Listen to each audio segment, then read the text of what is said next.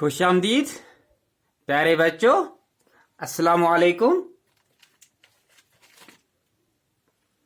आप अपनी दूसरी जमात की उर्दू किताब अपने सामने रखिए।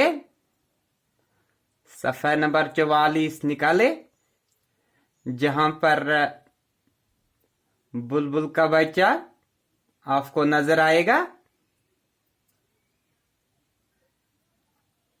आज हम बुलबुल के बच्चे का नज़म अपनी मीठी आवाज में गाएंगे।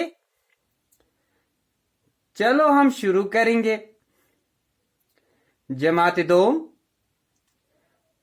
मजमून उर्दू, मौजू बुलबुल का बच्चा, सफ़ा नंबर 44।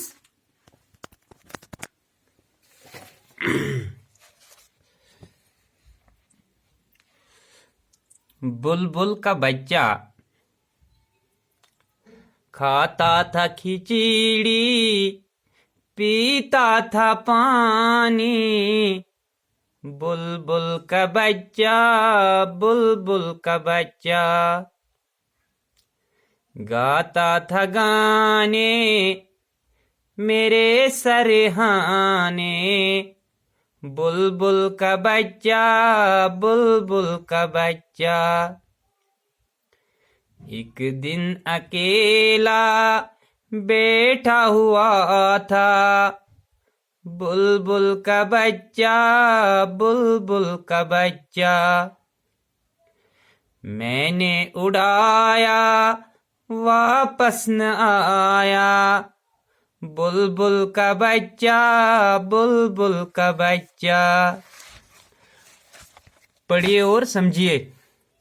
खिचड़ी एक खुराक जो दाल और चावल को मिलाकर पकाते हैं। खिचड़ी छ वनान यानी दाल तो बत रलवित रन तथ वनान खिचड़ी, युस तय पतमे वरिय आंगनवाड़ी पे खेमुत छो। शाबाश बच्चों। सरहानी, सरहानी वनान छ सर के पास। येल इस निंदर छ त्रावान, इस क्या छ कलस सत थावान शांत गुंद। शाबाश। यानी ये शांत गुंद कलस सत थावान, तथ वनान सरहानी। सरहानी गो शांत गुंद कशर पाट। सर के पास गुस मानी। अकेला, अकेला गो तन्हा।